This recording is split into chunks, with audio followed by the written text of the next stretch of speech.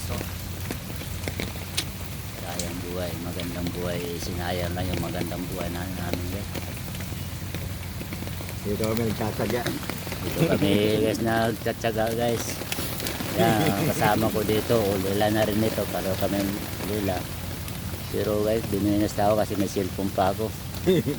Cellphone niya guys ay wala na.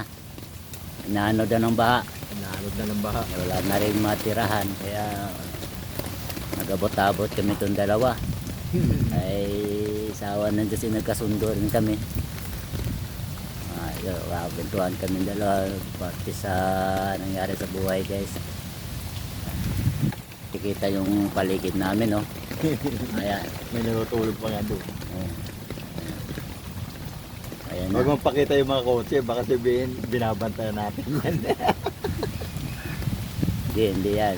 Nakaparking lang ako sa dyan guys.